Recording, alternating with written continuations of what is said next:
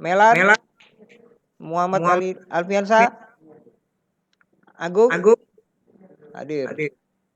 Alfrial, Alfi, Ilham, Ilham, Ridho, Ridho, Aprisal, Aprisal, Lutfi. Lut, Lutfi sakit Lutfi ya. sakit. Lutfi sakit. Ada Sakitnya, suratnya?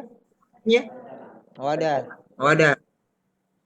Terus Terus Rifki, Naila, Naila, Novela, Novel, Nurainon, Nurai, Nur Nuril, Ilmi, Nurali, Nuralis, Putri, Putri, Salwa, Salwa, Dwiningsih, Salwa Salwa, Al-Quruni, Fasel, Fasel, dan dan Yosafat. Baik, baik. saya rekam dulu datanya. Oke, Oke. datanya sudah Ya, terekam. Selanjutnya selanjutnya kita masuk kita ke materi yang kita akan materi bahas yang hari kita ini. akan bahas Mungkin bisa hari dilihat ini. di layar. Ya, kalau kita bercerita mengenai masalah masalah materi hari ini, kita mungkin akan banyak nanti kembali ke masa-masa kita ketika mungkin ada di antara kita terlambat terlambat datang ke sekolah kemudian Sekolah, dihukum. Saya masih ingat saya masih sekali hukuman paling sering kita dapati pada saat kita masih SD itu disuruh menuliskan saya tidak akan terlambat lagi, bahkan sampai 1000 kali. Nah kalau kita anak RPL tidak usah ditulis, bilang saja sama gurunya, Bu bisa saya menulis, saya tidak menulis, saya menggunakan program Bu untuk menuliskan saya tidak terlambat lagi, tapi menggunakan perulangan. Wah lebih keren lah kan. Apa sih itu looping? Apa itu perulangan? Ya, dari gambaran tersebut nanti saya minta kalian bisa komentari video tersebut. Apa sih yang disampaikan dari video tersebut? Baik, saya akan perlihatkan videonya. Jadi yang lain Recording tolong in disimak progress. videonya. Nah, ini seperti kayak TK sih, cuman harus oh sorry, saya matikan dulu PowerPoint-nya biar bisa kita simak videonya. Tunggu dulu. Videonya kita putar.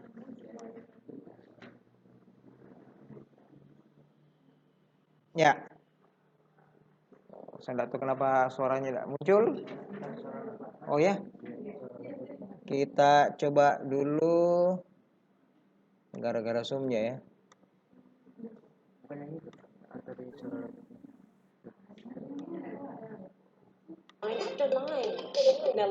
Ya. Nah lihat, ada robot. Disuruh, kamu robot silakan naik ke atas tangga. Ada urutannya. Lihat, ada urutannya. Ya. Kaki kiri, kaki kanan, kiri. Nah, forward itu artinya maju. Nah, selalu berulang apa yang disuruh. Kapan dia berhenti? Lihat, robotnya akan berhenti pada saat dia sudah sampai ke atas. I did it. Saya sudah berhasil. Nah, lihat dia sudah sampai di atas. Kita coba melakukan hal yang lain dengan model yang lain, tetapi dengan arahan yang tidak beda jauh yang tadi dilakukan oleh robot tersebut.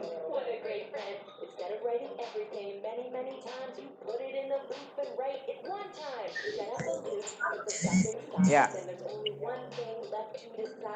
Repeat, ulangi berapa kali proses yang dilakukan oleh robot tersebut.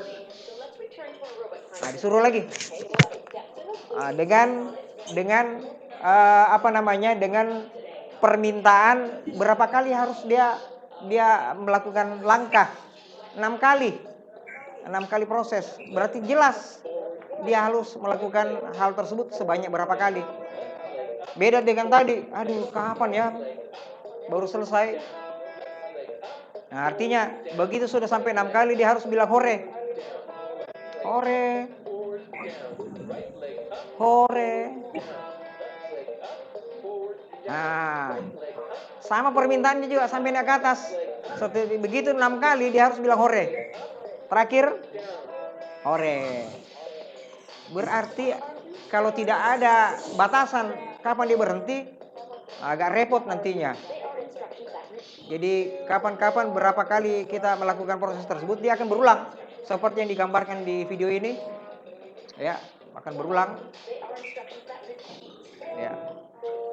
Nah, begitu sampai nol perulangannya, dia akan berhenti. Ya.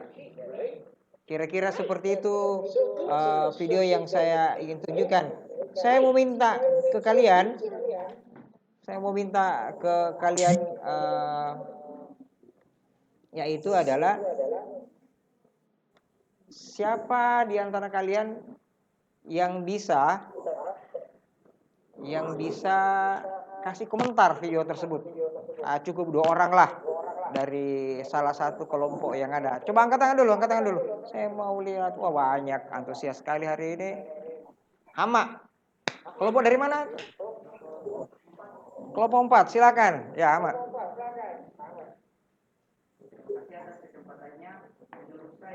Tampak di video ada robot yang diminta untuk melangkah di tangga. Dilakukan secara berulang. Betul. Berulang tidak? Berulang. Saya mau minta lagi satu perempuan. Perempuan siapa tadi yang angkat tangan? Ini tetanggaan saya. Coba.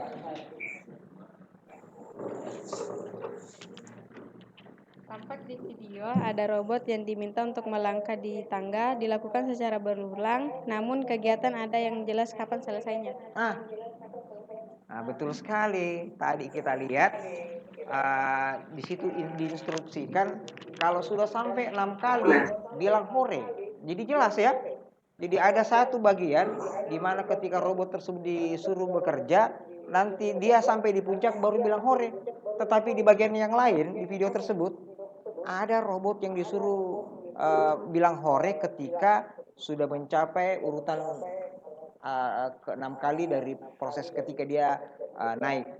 Ya, jadi 2 hal yang berbeda. Ada yang sudah jelas berapa kali dia harus melakukan proses perulangan, dan ada yang tidak jelas. Ya. Nah, dari sini kita bisa lihat apa sih sebenarnya itu looping. Ya. Kita mau lihat dulu, kita lanjut ke slide yang tadi saya berikan. Oke. Belum tampil. Oke, sudah tampil. Ini tadi sudah kemukakan pendapat Anda. Nah, sekarang ini berkaitan dengan pelajaran kita yang lalu. Seperti tadi yang saya sudah jelaskan, masih ingat tadi yang saya cerita? Ada anak yang terlambat di sekolah datang, disuruh sama gurunya untuk menuliskan, saya tidak akan terlambat lagi sebanyak 10 kali. Nah, pasti itu anaknya akan menuliskan,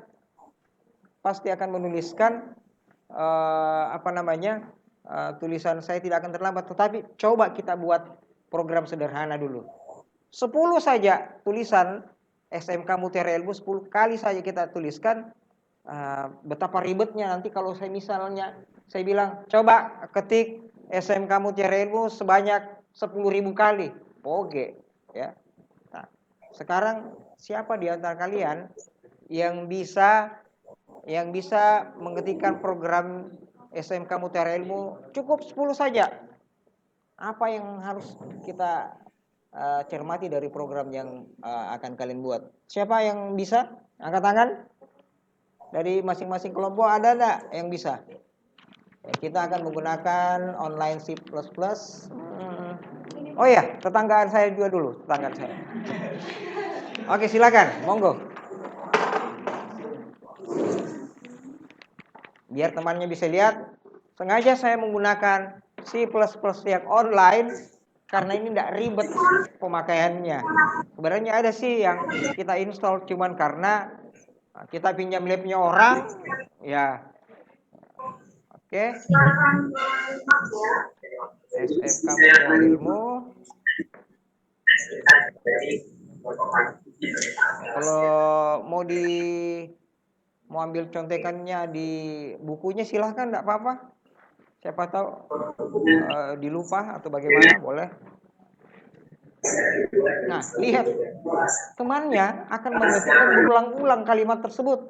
Bisa dibayangkan, kalimat ini saya suruh bikin SMK Mutiara Ilmu sampai 10.000 kali.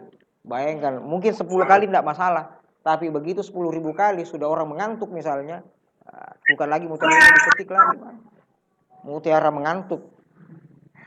Nah, sama juga dengan ini saya bilang tadi.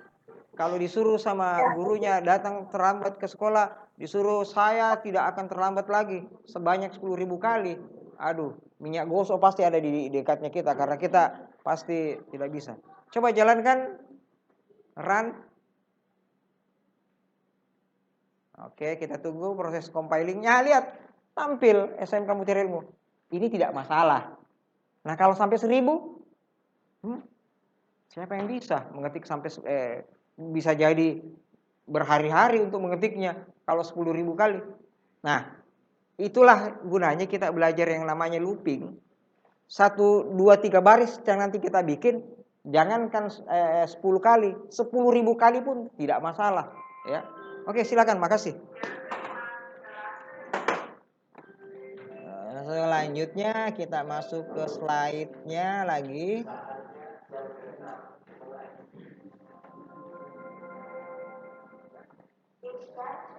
Oke, ini tadi sudah sukses. Ya, tadi sudah mengetik kata ini karena ini fungsi baris ini adalah fungsi untuk mengetik tulisan SMK Mutiara Ilmu sebanyak 10 kali. Dari sini kita mungkin sudah ada gambaran perulangan atau looping. Apa sih itu? Jadi bahasa pemrograman ini digunakan untuk mengulang sebuah perintah atau instruksi yang dibuat dalam skrip sesuai dengan jumlah yang telah ditentukan. Ada kata kunci di situ. Sesuai jumlah yang telah ditentukan. Kapan-kapan ada komputer tidak kita tentukan berapa dia kali mengulang, dia akan berproses terus.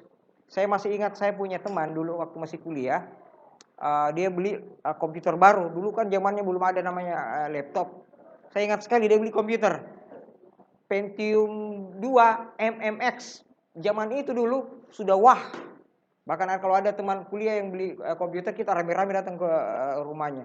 Apa yang dilakukan? Karena kebetulan kami hampir rata-rata teman itu yang saya temani itu adalah teman-teman asisten dosen di kampus. Ya, mereka mereview kemampuan komputernya. Akhirnya saya masih ingat sekali, ada teman saya namanya Jabir. Saya bikin program sampai hampir 50.000 kata yang tulisannya saya suka kamu, karena kebetulan kami berlima suka satu cewek. Akhirnya kita bikin saya suka kamu sampai 50.000 kali. Begitu sampai itu tulisan yang ke 25.000, itu komputernya jadi hang. Tahu artinya hang? Orang di sini bilang daki. Komputernya hang karena tidak mampu melakukan proses komputasi namanya, karena prosesor yang dimiliki tidak mampu sampai ke sana. Tapi kalau zaman sekarang komputernya kan sudah canggih sekali. Jangankan sampai 10.000, 1 juta kali pun dia mampu melakukannya. Nah, itulah algoritma. Baik, kita lanjut lagi slide-nya. Nah, di C++ ini ada 3 perulangan yang akan kita bahas pada pertemuan ini. Yang pertama perulangan while, yang kedua perulangan do while. Jadi kalau dalam bahasa Indonesia itu while itu artinya lakukan ketika. While itu artinya ketika. Ketika ada proses seperti ini, lakukan perulangannya. Kalau do while, do itu dalam bahasa Indonesia artinya lakukan, kerjakan. Ketika jadi saya misalnya bilang, kerjakan tugas ini sampai kamu bisa ya. Berarti sampai kamu bisa kan ada batasannya. Kalau saya sudah bisa, saya berhenti. Kalau saya bilang do while, kerjakan. Ya sudah dikerjakan, kapan sampainya? Nanti kalau while-nya bilang seketika kamu sudah selesai. Kalau for sudah pasti lakukan pekerjaan ini dari sekian sampai sekian, jelas. While dan do while tidak jelas kapan selesainya. Kapan selesainya? Ketika while itu kita sebutkan. Baik, kita akan bahas satu demi satu dari proses ini. Yang pertama, perulangan while. Perulangan while itu adalah proses perulangan yang berlanjut selama kondisinya bernilai benar dan akan berhenti bila kondisinya salah. Dan akan berhenti ketika kondisinya salah. Jadi dia bilang, coba kamu push up sampai 10 kali. Begitu 1 kali, belum enggak? Sampai 10, belum. Lanjut lagi. Lanjut lagi yang kedua. Sampai begitu 9, dia harus berhenti pada saat sudah masuk ke push up yang ke-10. Berarti dia sudah bernilai salah kalau begitu. Karena sudah sampai prosesnya di situ. Bentuk umumnya dari while ini. Nah, ini yang namanya while ada kondisinya. Ada kondisi yang disebut, apa kondisinya? Lakukan pekerjaannya di sini di dalam kurung kurawal yang ada di dalam while tersebut. Itu sintaksnya, itu bentuk umumnya. Bagaimana contohnya? Nah, kita lihat contohnya. Saya mau minta salah satu di antara kalian coba bantu saya mengetikkan skrip ini, betul tidak penggunaan while tersebut bisa kita kerjakan. Dengan lihat contekan yang ini saja. Kelompok 1 mana? Kelompok 1. Tolong saya dibantu. Oh, jangan bilang gini. Coba kamu. Coba lihat dari sini saja. Ini perintahnya. Ada contekannya, jangan ini saja dilihat. Nanti di tap-tap saja. Jadi kita mulai dari yang baru lagi. Di sini saja.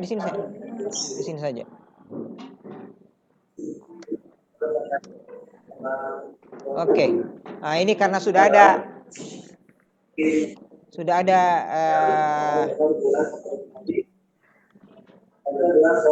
nanti di tap-tap saja ya. Di tap-tap saja contekannya.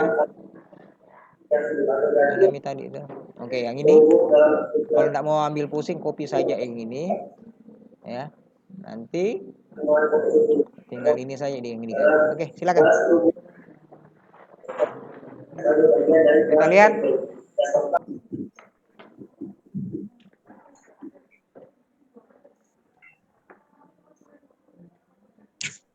Ini tulisannya ke kiri atau ke kanan atau dari atas ke bawah ini? Atas ke bawah. Iya, mantap. Woi, tampil semua angka kecuali angka 10. Kalau coba sama dengan di situ? Tampil angka 10. Mantap sekali. Silakan duduk. Nah, dari yang kita kerjakan hari ini, saya rasa hampir semua kelompok sudah memenuhi ekspektasi saya terhadap materi kita hari ini, dan saya sangat bersyukur apa yang kita sampaikan ini dipahami dan dikerjakan dari masing-masing kelompok dari tugas yang ini. Jangan sampai dilupa tugas yang kalian bikin tadi itu dicatat di buku catatan. Oke, sebelum saya masuk ke menutup kita hari ini, saya minta apa ada di antara kalian tadi ada yang mau bertanya kira-kira dari materi kita hari ini? Angkat tangan siapa yang mau bertanya? Wah, banyak sekali. Saya tetangga lagi dah. Kamu tetangga jauh.